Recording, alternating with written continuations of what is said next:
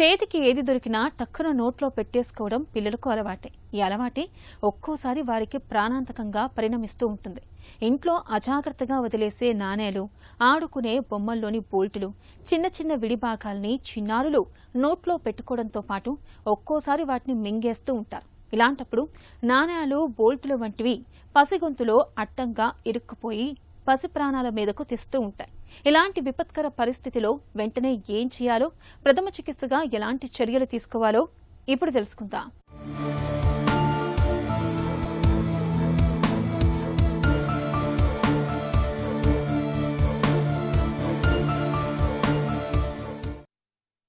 పిట్ట కొంచెం కూత ఘనం అంటారు పెద్దలు.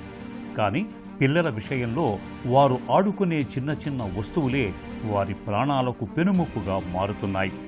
కళ్ళు తిప్పేలోపు కాయిన్ మింగేయటం, ఆట వస్తువుల బోల్టులు నోట్లో పెట్టుకోవటం పసిపిల్లల ఇళ్లలో నిత్యం చూసేదే.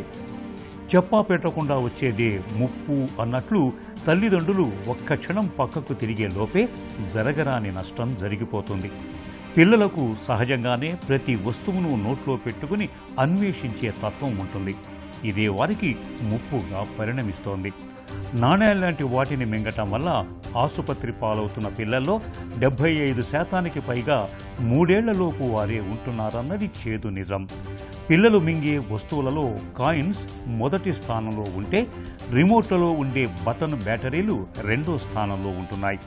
ఇవి కేవలం అడ్డుపడటమే కాదు, తడి తగలగానే 2 గంటల్లో కాస్టిక్ సోడా రసాయనాన్ని విడుదల చేసి లోపలి అవయవాలను కాల్చేస్తాయని చెబుతున్నారు డాక్టర్లు. ఈ టాడ్లర్స్లో ముఖ్యంగా 1 ఇయర్ ఆఫ్టర్ దట్ 1.5 ఇయర్ నుంచి 3 ఇయర్స్ వరకు చాలా కామన్గా చూస్తూ ఉంటాం, which is a life emergency sometimes. అది aspiration or injection of a foreign body. ఒకవేళ వాళ్ళు ఆ ఫారెన్ బాడీని, అంటే మనం మామూలుగా బయట చాలా ఫారెన్ బాడీస్ ఉంటాయి, మనం ఆస్పిరేట్ చేసి మనం విండ్ పైప్ ఏరియాలో కానీ వెళితే that is called aspiration into the respiratory system. అదేవిధంగా వాళ్ళు మింగటం జరిగింది and it has gone to stomach, that is injection of a foreign body. That is a different issue అండి. Even that can cause problem. But aspiration into the respiratory system, pharynx నుంచి larynx, ట్రేకియల్ రీజియన్లో కానీ మనం aspirate చేయడం అంటే లంగ్స్లోకి వెళ్ళిదనే మనం nomenclature తీసుకుంటాం. It's a sometimes majority of the times it's a life emergency. Especially peanuts తీసుకోండి, any of this nuts or some of this carrot pieces, ఇలాంటివన్నీ ఏంటంటే they can get aspirated into organic foreign objects can get aspirated into airway.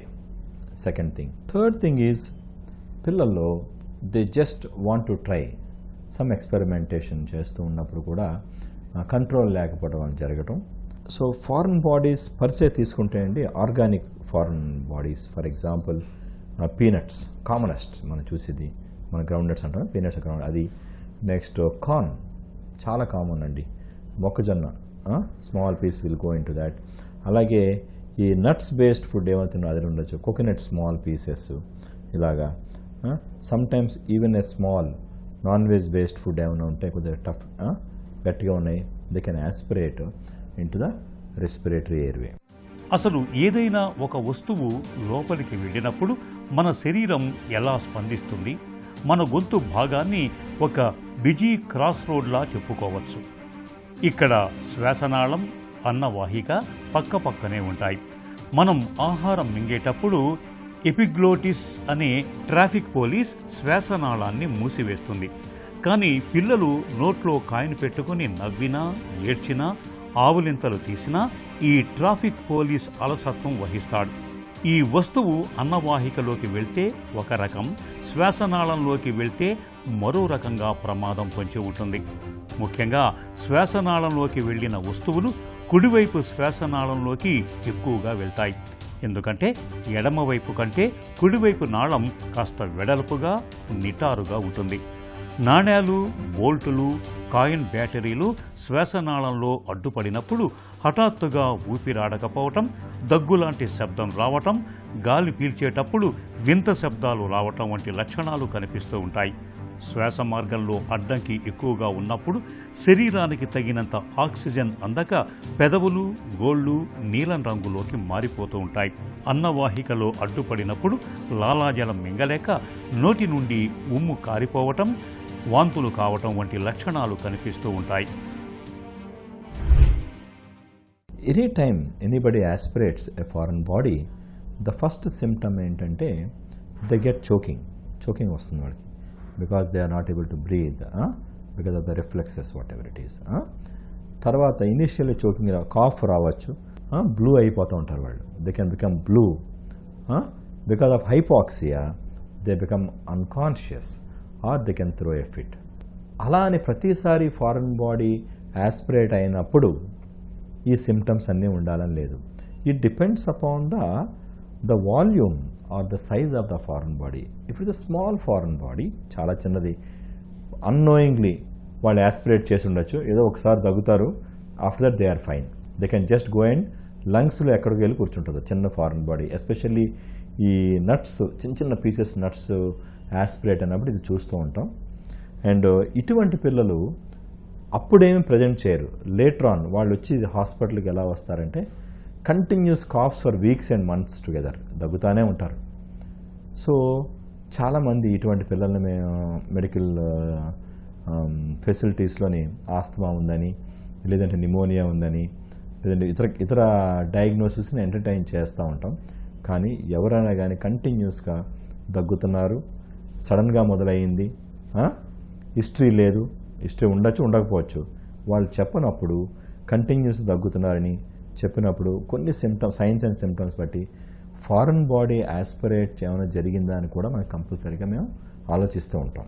ఒకసారి foreign body aspirate అయ్యింది, మన ముందే జరిగింది అని అనుకున్నప్పుడు ఫస్ట్ ఆఫ్ ఆల్ మనం ప్యానిక్ అవ్వకూడదు, ఉన్న బేబీస్ని అది ప్యానిక్ చేయకుండా, ఇఫ్ యూ కెన్ సీ, మీకు మనకు కనపడుతుంది అంటే we can try to remove it with the help of your fingers. But baby breathing చేస్తున్నంతసేపు పర్లేదండి, బేబీస్ బ్రీత్ చేయట్లేదు, ఆ కిడ్ బ్రీత్ చేయట్లేదు అన్నప్పుడు you should not go and try to do any మాన్యువర్స్ని చేయకూడదు మనం లోపల, బికాస్ దే కెన్ గో ఇంట్ అన్ అరెస్ట్.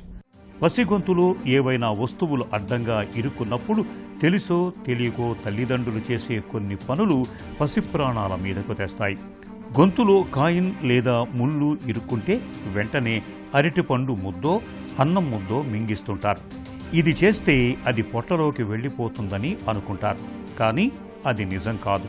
ఒకవేళ ఆ వస్తువు శ్వాసనాళంలో ఉంటే తినిపించే అన్నం ముద్ద దానిపై మరింత ఒత్తిడి తెచ్చి గాలి మార్గాన్ని పూర్తిగా మూసివేస్తుంది.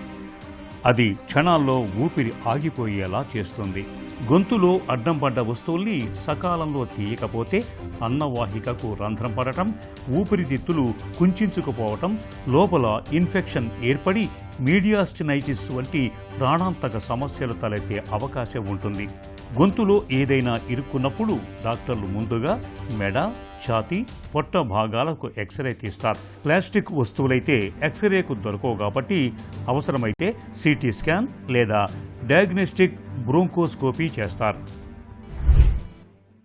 If you feel he is not breathing or anything, should not panic. We should still try to give artificial ventilation with whatever equipment, little things, bag and mask unte dantone adu mouth to mouth. We should try to give them some breath into the lungs, whatever space lo the oxygen and first manaki.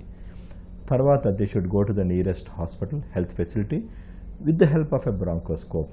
They try to remove if it is totally lodged. That's how the treatment steps goes on.